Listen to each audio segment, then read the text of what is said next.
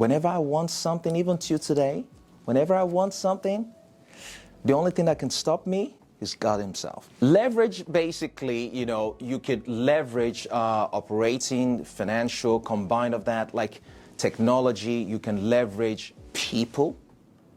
Leveraging is basically adding on to you to help you further whatever you're trying to achieve.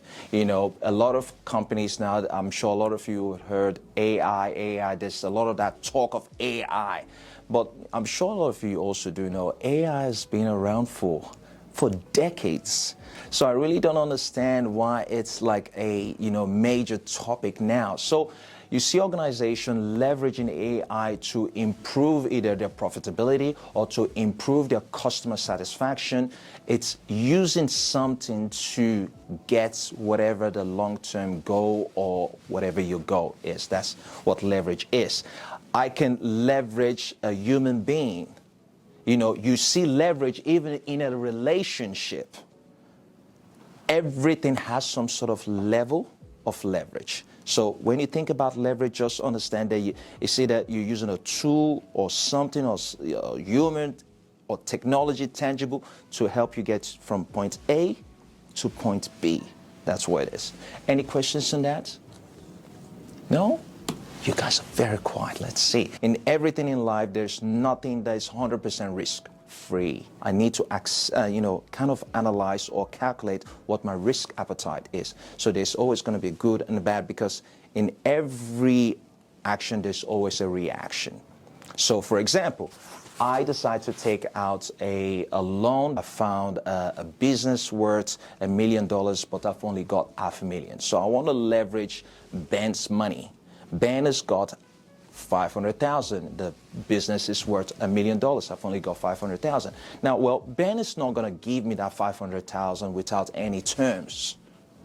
Now, Ben can turn around and say to me, we all understand what the typical terms are, which is, I give you this money, I want this particular type of interest rate or whatever. But Ben can say, you know what, Collins, I need a kidney.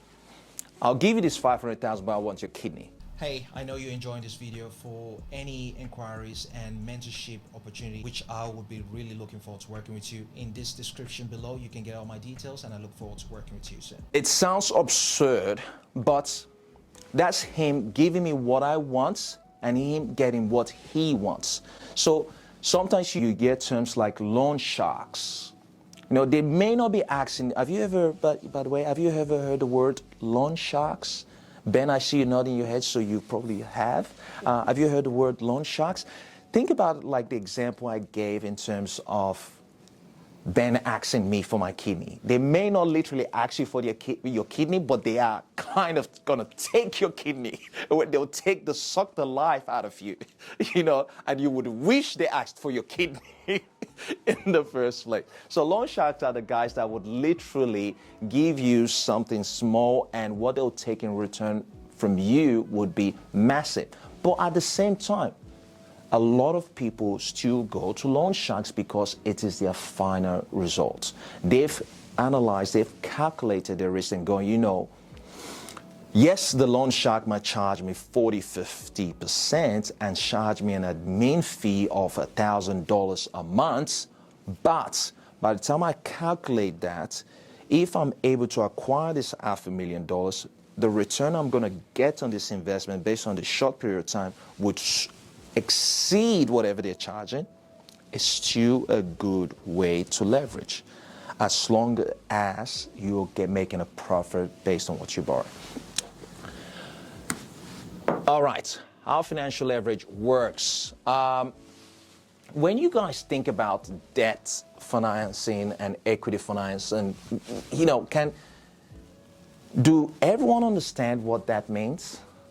I really don't want to just kind of start reading this out to you. I really understand really well, but do everyone understand what debt financing really means? Let's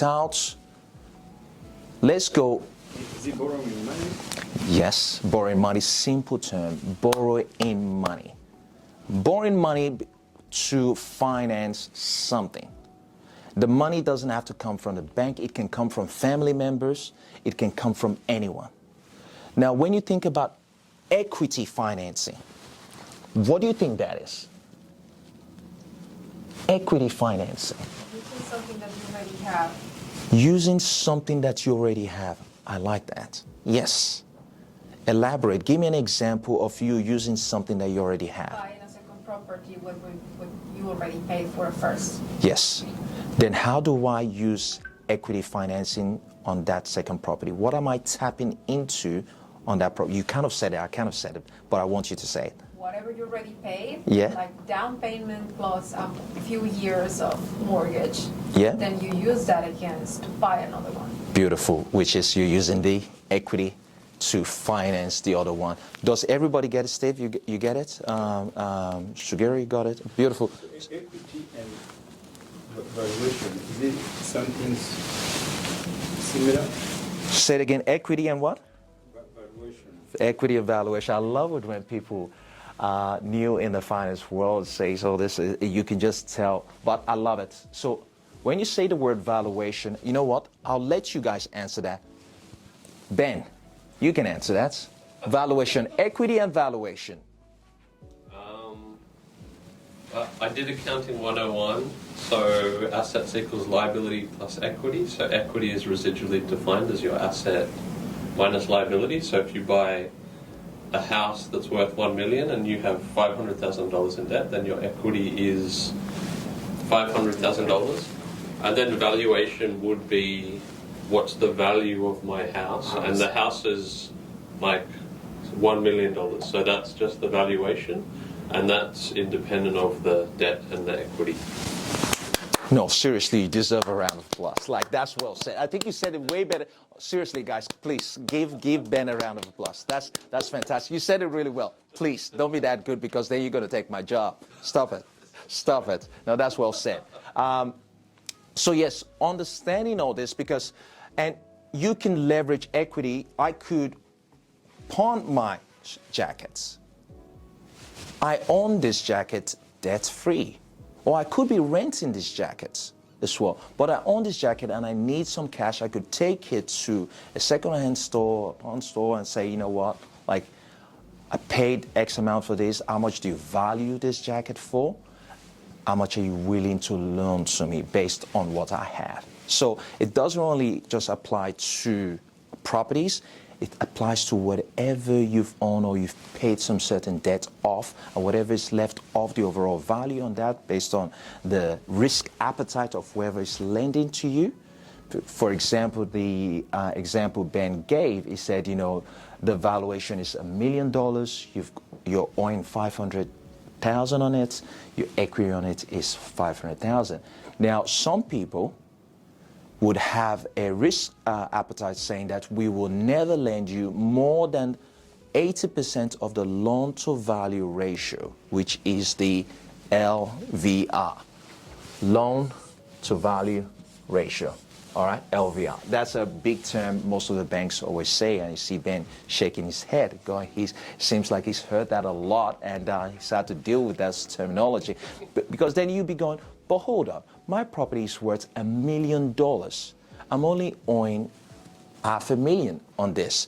I've got equity that I can play with, technically, of $500,000. Why don't you give me that so I can go do something where the bank goes, no. We're not going to give you the 500. The maximum we're going to give to you is an additional 300,000. So why did I say 300,000? You've got a loan